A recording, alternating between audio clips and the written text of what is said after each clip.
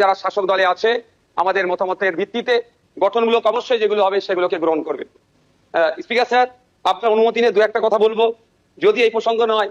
সত্যি আমি আজকে বসে খুব ফিল করছিলাম, হাসছিলাম মনে মনে। আজকে তাপস রায় বাবু যে কথাগুলো বলছেন খুব একটা ফেলে দিওয়ার নয়। আমি আমি আমি আমি বলবো, আমি 2021 সালে নির্বাচন হওয়ার পরে 6টা মাস এমন দিন পার করেছি, আমার মনে হচ্ছিল যে আমি ইস্তফা দিয়ে দিই, অন্তত আমার ছেলেগুলোর উপর অত্যাচার যদি বন্ধ হয়। এই সময় ফিল করে পার করেছি।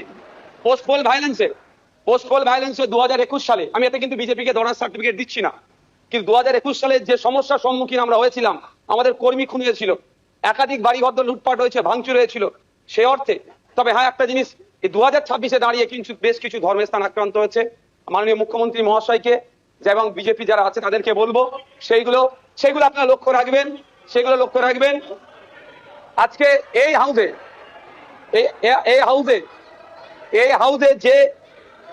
যে কথা চালাচালি হচ্ছে, আমি বসে বসে ফিল করছিলাম সময় গিয়েছে আমাদের বক্তব্য বিরোধীদের বক্তব্য শাসকের পছন্দ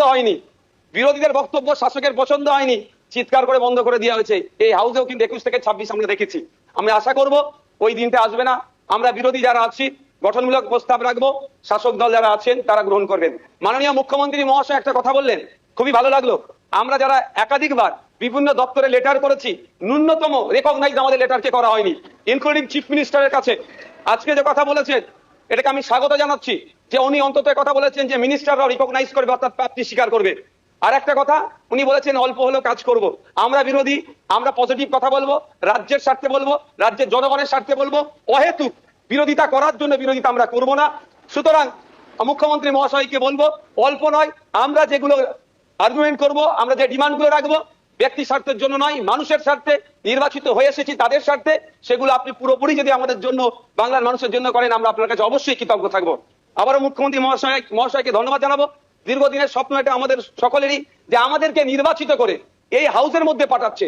মাসের শেষে আমরা 1,21,000 টাকা নিয়ে বাড়ি যাচ্ছি। আমরা সেই জনগণের জন্য কি রোল প্লে করছি, কি বক্তব্য দিচ্ছি হাউসের মধ্যে? না, হাউসের মধ্যে এসে শুধু সময় কাটিয়ে চলে যাচ্ছি। যে আপনি লাইভ স্ট্রিমিং এর যে কথা বলেছেন, এটাও আমি আপনাকে কৃতজ্ঞতা জানাচ্ছি, স্বাগত জানাচ্ছি। এটা হওয়াটা খুবই দরকার ছিল। বাংলার মানুষ অন্তত আগামী নির্বাচনগুলোতে তাদের জনপ্রতিনিধি হিসাবে কাদেরকে চুজ করবে, কেমন মানুষকে পাঠানো দরকার, তারা যেখানে বাংলার আইন তৈরি হচ্ছে, আগামী 5 বছর বাংলার শিক্ষা, স্বাস্থ্য, কর্মসংস্থান থেকে শুরু করে কৃষকের রুজি রুটির প্রশ্নে, প্যারা টিচার থেকে শুরু করে বিভিন্ন ক্ষেত্রে সমকাজের সমবেতন নিয়ে, এক কথায় আগামী 5 বছর বাংলা কিভাবে চলবে, বাংলার মানুষের স্বার্থে কি আইন তৈরি হচ্ছে, আইন পজিটিভ। একটু ছোট করুন। বিরোধী শেষ করবো। আমাদের মতো ছোট যারা বিরোধী আছে তাদেরকে পরিসর দেবেন। ধন্যবাদ।